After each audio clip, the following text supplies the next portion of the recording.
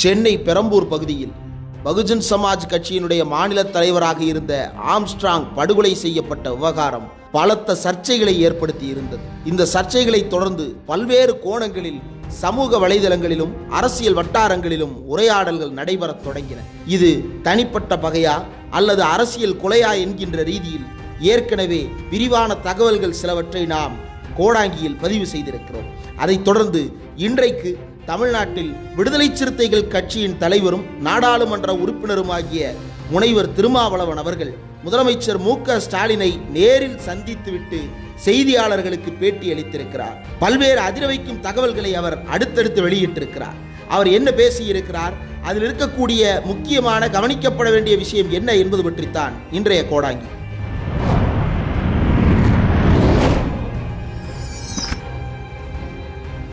தமிழ்நாட்டில் சட்டம் ஒழுங்கை சீர்குலைக்க பாஜக உள்ளிட்ட கட்சிகள் முயற்சி செய்து வருகின்றன என்றும், ஆம்ஸ்ட்ராங் படுகொலையில் அரசியல் செயல் திட்டம் இருப்பதாக சந்தேகம் வருகிறது என்றும், இந்த கொலையில் ஆருத்ரா கோல்டு விவகாரமும் பேசப்படுகிறது.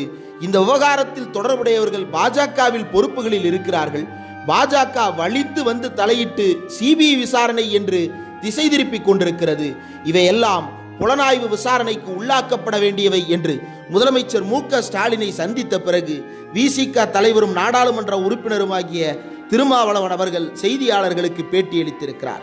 இந்த சம்பவத்தில் அவர் அடிக்கோடிட்டு குறிப்பிடுகின்ற விஷயங்கள் 3 விஷயங்கள் இருக்கின்றன.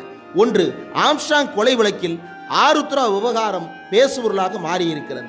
ஆருத்ரா விவகாரத்தை பொறுத்தவரையில் ஏற்கனவே நாம் இதற்கு முன்பு பதிவிட்ட கோடாங்கியில் விரிவாக ஆருத்ரா தரப்புக்கும் ஆற்காடு சுரேஷ் தரப்புக்கும் ஆம்ஸ்ட்ராங் தரப்புக்கும் இடையே பேச்சுவார்த்தை நடைபெற்றதாகவும் அதில் பல்வேறு குழப்படிகள் இருப்பதாகவும் பேசியிருந்தோம். அதனைத் தொடர்ந்து இப்போது பல அடுக்கடுக்கான புகார்கள் வெளிவரத் தொடங்கி இருக்கின்றன.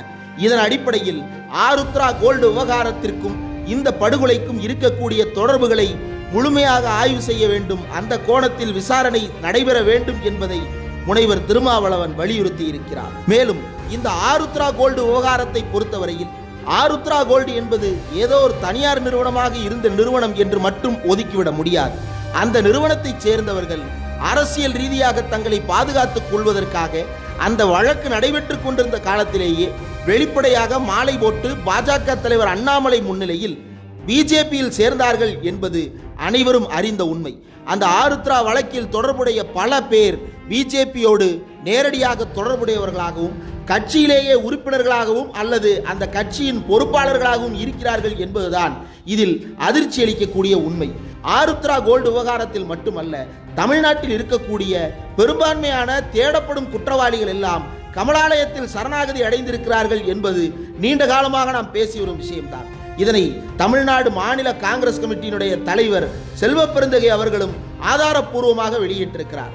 அதில் இருக்கக்கூடிய பல்வேறு ரவுடிகளின் பின்புலத்தை தேடி பார்த்தால் காவல்துறையால் தேடப்படுகின்ற கொடூரமான கொலை சம்பவங்களிலும் கொடூரமான ஏமாற்று சம்பவங்களிலும் ஈடுபட்ட ரவுடிகளாக இருக்கிறார்கள். அந்த ரவுடிகளின் பட்டியலை அப்படியே வெளியிட்டால் இப்போது வரைக்கும் அதற்கு பிஜேபி தரப்பு எந்த விளக்கத்தையும் கொடுக்கவில்லை.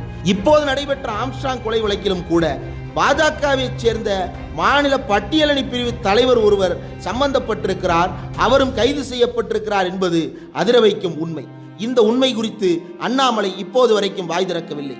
ஆனால் திருமாவளவன் சுட்டிக்காட்டுவது போல இந்த சம்பவத்தில் முதலாக உள்ளுக்குள் புகுந்து சிபிஐ விசாரணை வேண்டும் என்று கேட்டது பிஜேபி காரர்கள் தான். அதனைத் தொடர்ந்து அண்ணாமலையும் இது சிபிஐயால் விசாரிக்கப்பட வேண்டும் என்றும், அமித்ஷா வரைக்கும் இந்த தகவலை தெரிவிக்கிறேன் என்றும் அவர் பேசியிருப்பது ஏன் இவ்வளவு பதற்றப்படுகிறார் அண்ணாமலை என்ற கேள்வியை எழுப்பி இருக்கிறது. பாஜகவின் மாநில தலைவர் என்கின்ற ஒன்றை தவிர வேறு எந்த வகையிலும் தமிழ்நாட்டு அரசியலோடு சம்பந்தப்படாத அண்ணாமலை ஆம்ஸ்ட்ராங் கொலை வழக்கில் இவ்வளவு ஆர்வம் காட்டுவது ஏன்? உண்மையிலேயே ஆம்ஸ்ட்ராங் வழக்கை காவல்துறையினர் விசாரிக்க தொடங்கி இருக்கின்ற நிலையிலேயே அண்ணாமலை சிபிஐக்கு மாற்ற வேண்டும் என்று கோருகிறார் என்றால் யாரை காப்பாற்றுவதற்காக சிபிஐ விசாரணை கேட்கிறார்கள் என்கின்ற கோணத்தில் சந்தேகத்தை கிளப்பி இருக்கிறார் திருமா. மேலும் இந்த வழக்கில் சம்பந்தப்பட்ட நபர்கள் பல பேர் பிஜேபி காரர்கள் என்கின்ற வகையில் ஆருத்ரா வழக்கில் இப்போது உண்மை புலப்பட்டு விடுமோ என்கின்ற அச்ச உணர்வில்தான் அண்ணாமலை வகையராக்கள் சிபிஐ விசாரணை கோருகிறார்களா என்கின்ற கேள்வியும் இப்போது எழத் தொடங்கி இருக்கிறது. மேலும் இந்த விவகாரத்தில் ஸ்டாலினை கிட்டத்தட்ட 30 நிமிடங்கள் சந்தித்து பேசியிருக்கிறார் திருமாவளவன். அந்த 30 நிமிட உரையாடலுக்கு பிறகுதான் முக்கோண விசாரணை நடைபெற வேண்டும் என்பதை திருமாவளவன் அவர்கள் வெளியில் வந்து பேசியிருக்கிறார். முக்கோண விசாரணை என்றால் ஆம்ஸ்ட்ராங் படுகொலை, ஆருத்ரா கோல்டு, பாஜக என்னும் சமூக விரோத கும்பல், இந்த 3 கோணங்களிலும் விசாரணை நடைபெற வேண்டும் என்பதுதான் இந்த 30 நிமிட உரையாடலின் சாராம்சமாக இருந்திருக்கிறது.